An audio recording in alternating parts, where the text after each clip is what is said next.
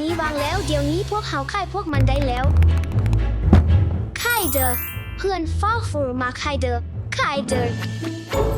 ค่อยมาเขื่อนหลังนี้ค่อยอยากซื้อมันแบบนี้น่าจะพอแล้ว แม่นแล้วแน่นอนเฮือนหลังนี้เป็นของเจ้าแล้ว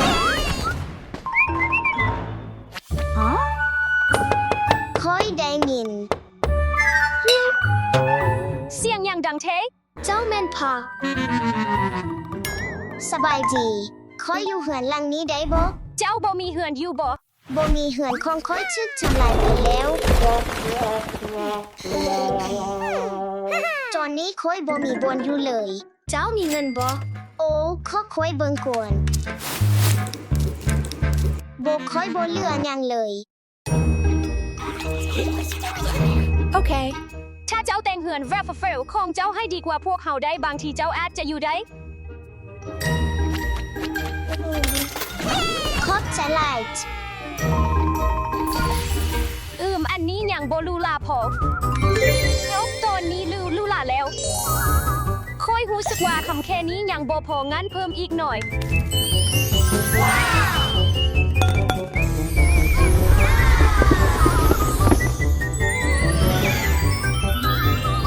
จอนนี้และแมนเหือนฟาบเวอร์ส4คำที่สมบูรณ์แบบ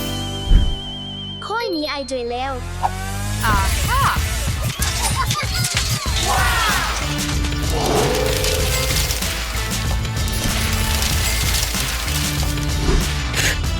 แบบนี้ดีขึ้นหลายเลย Awesome ค่อยต้องการอีกหนึ่งอย่างขอบเจีย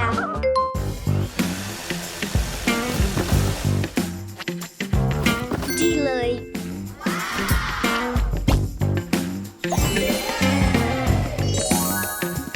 เย้ค่อยเฮ็ดได้แล้วว้าวงามหลายแต่ค่อยบ่มีหยังไว้แต่งเหือนของค่อยเลยค่อยบ่ต้องการอันนี้โอ้พวกเขามีหยังอยู่นี้ค่อยคิดว่าค่อยรู้แล้วว่าจะเฮ็ดแนวใดคือค่อยต้องใช้พวกนี้หลายเลย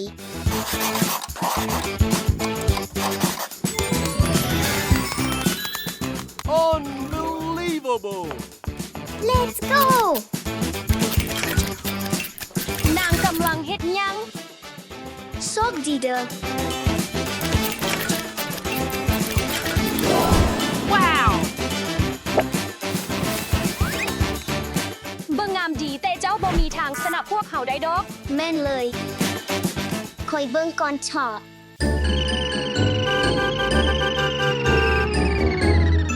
พอดเวลาตีพินยาตาแล้ว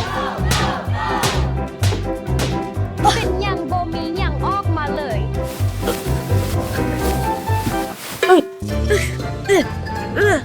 ค่อยออกไปบ่ได้โอ้บ่เอาเฮ้ยคืนมาเด้อค่อยแค่พยายามสวยโบอันนี้แม่นของค่อยเอาผ้ามัน4คำสุดลูกของค่อย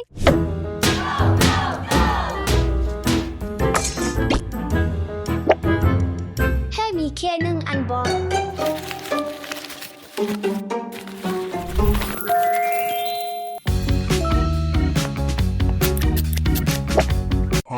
เจ้าต้องแบ่งกันนี่แหละคือสิ่งที่ค่อยต้องการพอดว้าวอันนั้นเทลายตาของค่อยแล้ว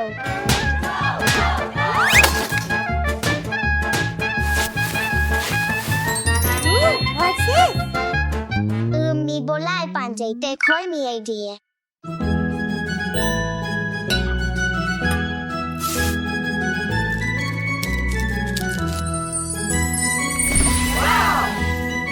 ค่อยคิดว่าอันนี้เบิ่งสุดยอดเลย Awesome ค่อยหิวหลายไปเอาพิซซ่ากันฮัลโหลค่อยต้องการพิซซ่าสุดหรู1ถาดกรุณา Where the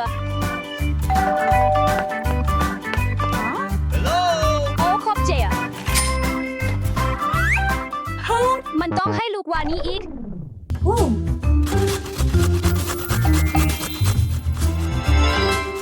น้ำลายเลย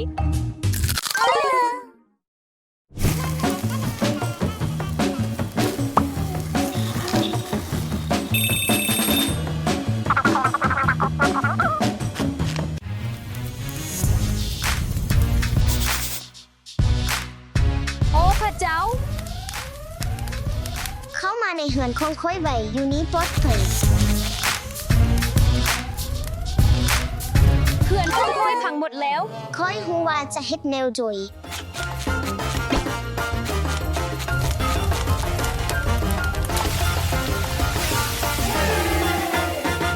ฮู้ โอ้โบนะเพื่อนฟรอฟลังใหญ่ของค่อยพังแล้ว เดี๋ยวนี้พวกเขาจะไปอยู่ซะบ่ต้องกังวลค่อยจะช่วยพวกเจ้า ขอบใจอันนี้ไซแนวโดย โอเค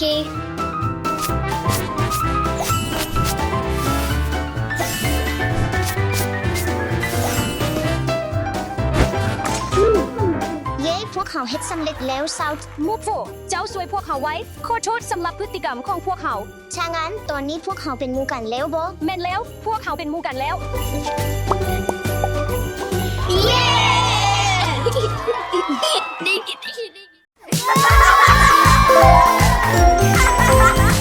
มาเล่นเกมกันพวกเจ้าต้องตอบคำถาม ถ้าตอบถูกพวกเขาจะได้เหตุการณ์ทดลองที่น่าสนใจบางอย่าง ในสายหุ้งมีจักสี่ ค่อยหูสีของสายหู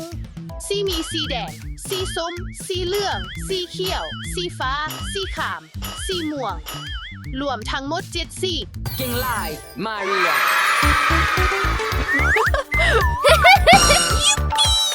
สเตฟฟีบอก4ขั้นต้นและ4ขั้นห้องมา 4 ขั้นต้นมี3สีคือสีแดง สีเหลือง และสีฟ้า 4 ขั้นหองแมนสีส้ม สีเขียว และสีม่วง เฮ็ดได้ดีหลายสเตฟฟี คำถามสุดท้ายสำหรับดาซาและอเล็ก มันจะเป็น4อย่างทาวา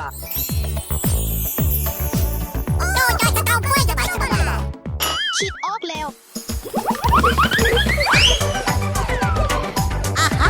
เก่งลายดาซาและอเล็กถ้าเจ้าผสมสีเหลืองกับสีฟ้ามันจะกลายเป็นสีเขียว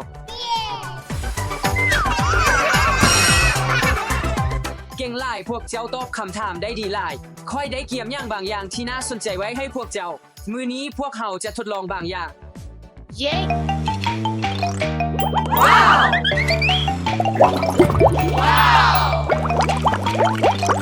แต่ละคนเลือกลูกบาศก์คนละหนึ่ง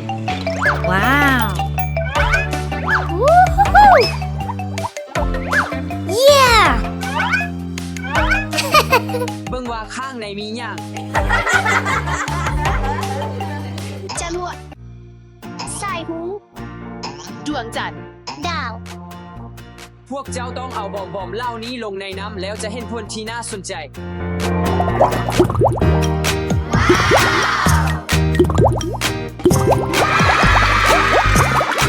จรวดสายหู ดวงจันทร์ ดาว ว้าว มันเกิดฟองฟูเมื่อโดนน้ แม่นแล้วเบื้องหล่างนั้นมีวิทยาศาสตร์ที่น่าสนใจ บอมเกิดฟองเพราะมีปฏิกิริยาเคมีระหว่างกรดซิตริกเบกกิ้งโซดา สุดยอดเลย ว้าว ว้าว พวกเจ้าลองใส่แปรงของตนระบายสีใส่น้ำใด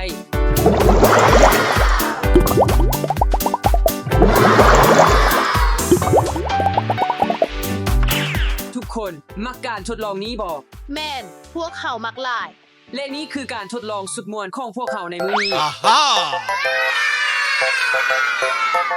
ทุกคนมื้อนี้พวกเขาจะสำรวจคุณสมบัติของสารบางอย่างที่พวกเจ้าคุณเคยดี แมน ฟังแล้วดีหลาย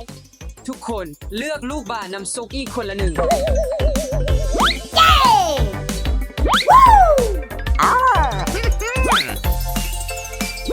ข้างในมีหยัง สไลม์สีแดง เจลอาบน้ำสีเหลือง ลูกโป่งใส่น้ โอบีสีฟ้า คอยตื่นเต้นหลาย มาหู้จักคุณสมบัติของพวกมันกัน ำแมน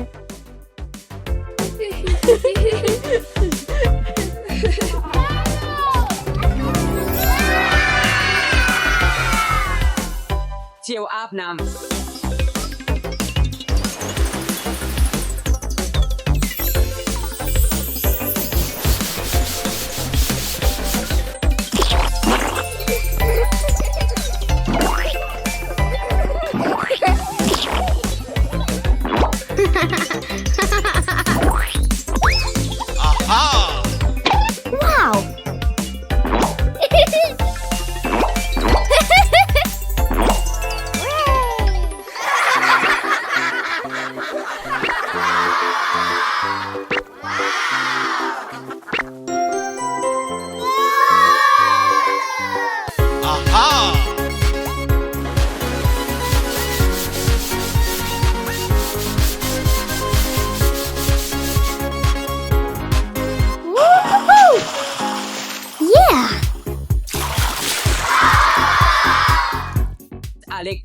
อันนี้ไป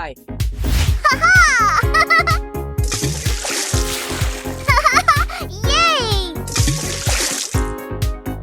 Aha! อ่าฮะ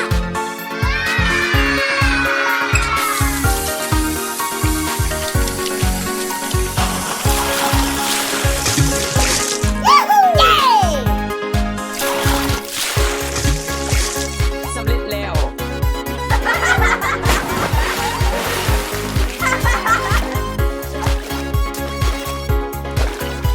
สเตฟฟี่เอานี่ไป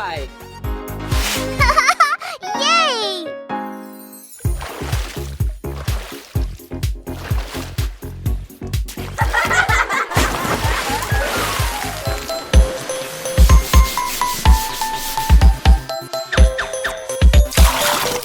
ว้าว ว้าว เด็กๆเคยผู้บอกว่าออร์เบสสามารถดูดซึมได้ถึงลายห้อยเท้าของน้ำหนักตัวเองโดยบ่ละลาย ลายหอยเท้าของน้ำหนักตัวเองบอก ว้าว แมนแท้ แล้วยังเฮ็ดให้ออร์เบสใหญ่ขึ้น คำถามดีหลาย พวกเจ้าคิดว่าแนวใด ทุกคนคิดว่าแนวใด อาจจะแม่น้ แน่นอน แม่นโมเลกุลของน้ำที่เฮ็ดให้ออร์เบสใหญ่ขึ้น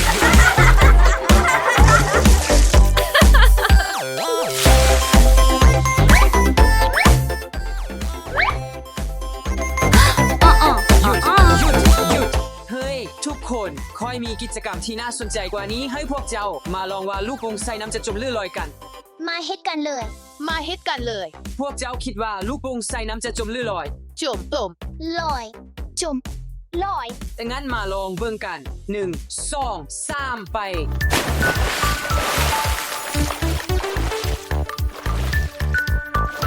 คงคอยจม เย้ คงคอยลอย เย้คงคอยจุ่ม เย้คงคอยลอย เย้ เป็นหยังคงตังจึงจมเลื่อลอยในน้ ถ้าวัตถุหนาแน่นกว่าน้ำมันก็จะจม ถ้าหนาแน่นน้อยกว่า มันก็จะลอย ำขอบใจ จือไว้แล้ว สลายมวนดี แต่พวกเจ้าฮู้บ่ว่ามันเฮ็ดเวียกแนวใด และเป็นหยังมันจึงมีพฤติกรรมแบบนั้น โบ พวกเขาบ่ฮู้เล่าให้ฟังแหน่ ตอนนี้มาเบิ่งวิทยาศาสตร์ของสลายกัน พวกเจ้าคิดว่ามันเป็นของรั่วหรือของแข็ง ค่อยคิดว่ามันเป็นของแข็ง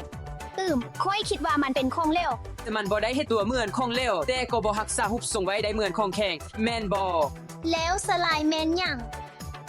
สลายแมนของรั่วแบบนอนนิวตัน มันน่าถึงที่มันเป็นได้ทั้งของเหลวและของแข็ง น่าสนใจหลาย ขอบใจอีวัน ตอนนี้ค่อยหูเรื่องสลายลายขึ้นแล้ว พวกเจ้าฮู้บ่ว่าร่างกายของเฮาก็มีสลายแบบธรรมชาติออกมาจากดัง แบบธรรมศาสตร์ของมันบอก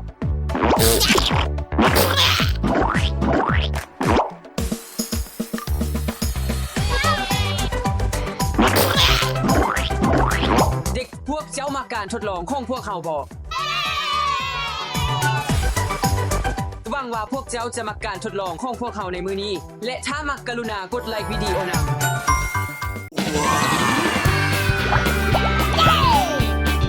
เฮ้ยทุกคนคอยต้องไปแล้ว ช่วยเบิ่งแยงอเล็กซ์ได้โอเคบอกคอยต้องไปแล้ว สบายดี อเล็กซ์ ฮัลโหล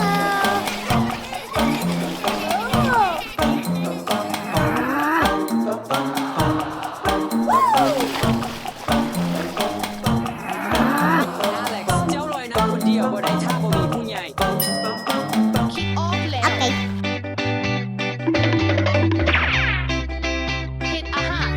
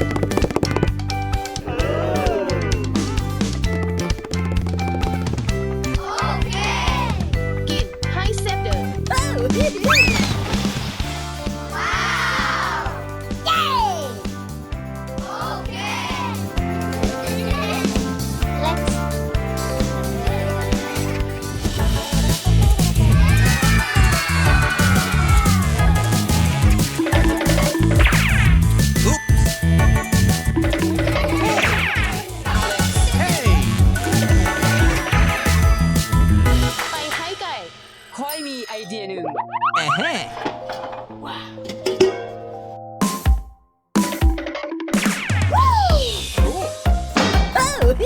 อเล็กซ์อันนี้แมนให้เจ้า ไอเดียดี ลืมประกอบเลย Aha! โอเค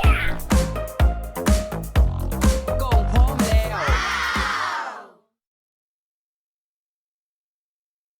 1 2 3 ไปเลย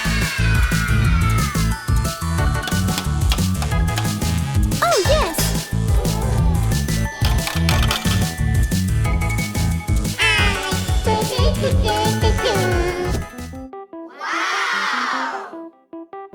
Hey! อเล็กซ์ อเล็กซ์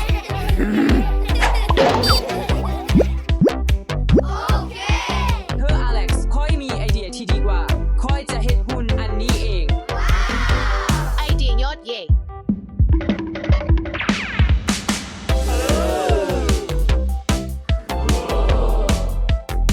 Wow! พวกเขาต้องระบายสีมันก่อน โอเค แมนแล้วมาเริ่มจากสีเหลืองกัน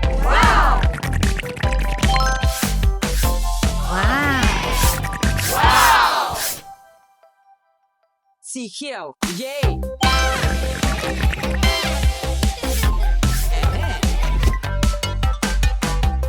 ตอนนี้พวกเขาต้องเจอหู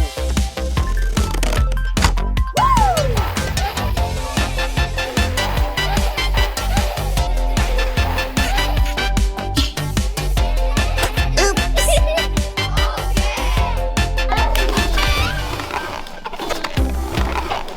อเล็กซ์ทำรูปนี้แมนเพื่อเจ้า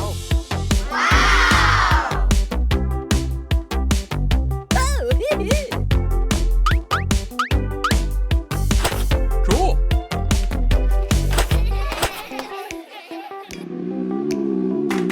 มาริยาค่อยหิว ค่อยมีไอเดียหนึ่งมาเฮ็ดเค้กเพื่อสุขภาพกัน เย้ True! โลไลมาตัดอันนี้กัน Oh yes ดูนี่สิ ว้าว สตรอเบอรี่ และบลูเบอร์รี่มาเฮ็ดเป็นหูพีระมิดกัน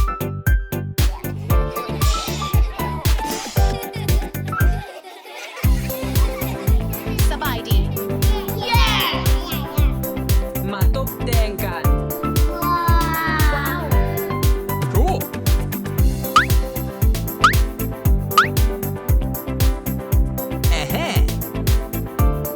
Aha!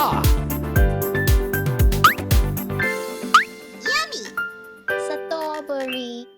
สตรอเบอรี่ สตรอเบอรี่แซ่บ แล้ว มากินมันกัน เดี๋ยวก่อน อเล็กซ์ พวกเขาต้องป้องกันเจ้าจากฝุ่นเปื้อน Wow! Oh yeah ในอันนี้มียัง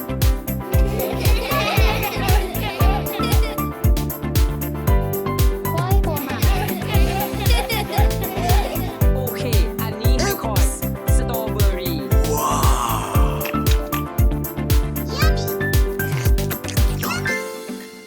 True!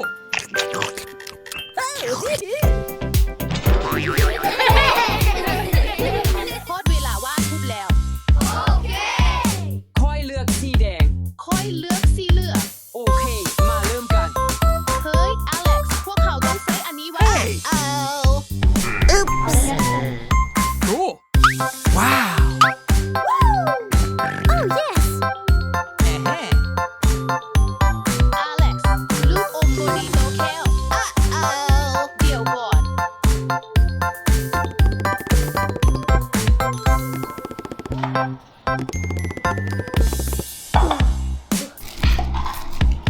มาร์กองุ่น True! Oh yes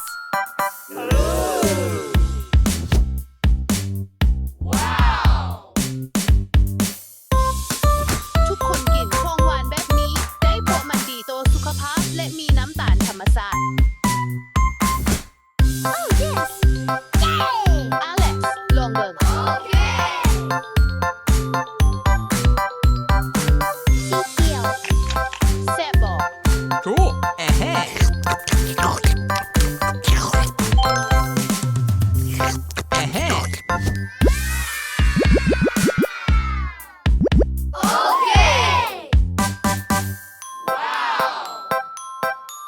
Wow. โอ้ บออเล็กซ์บออเล็กซ์ค่อยมีไอเดียหนึ่ง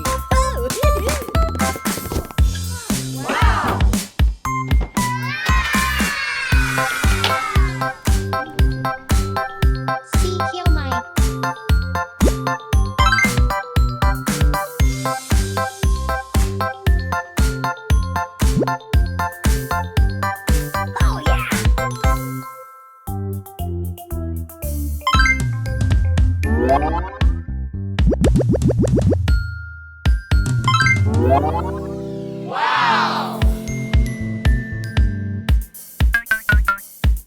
Oh no!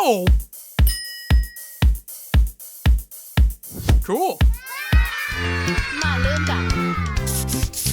โอ้แม่นเลย ว้าว อันนี้ดี เดี๋ยวก่อน อเล็กซ์ พวกเขายังบ่แล้ว ขั้นตอนสุดท้าย Uh-huh.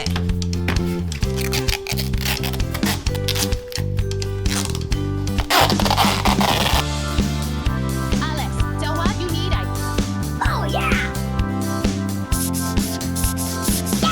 อเล็กซ์ ถ้าเจ้าบ่มักเจ้าก็ลบมันได้ โอเค อันสีส้มโค้ดโบมักอันสีส้ม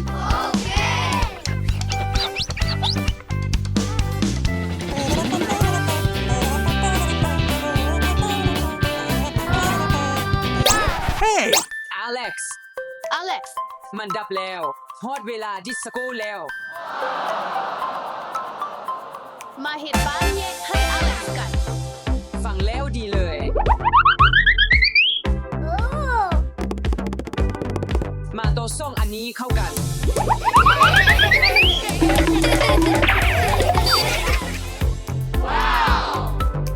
เจ้าเป็นย่างไป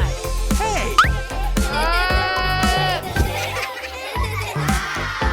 มาดึงมันให้ผ่านไป Uh-huh. Cool. เดี๋ยวนี้มาลองดึงมันขึ้น โอเค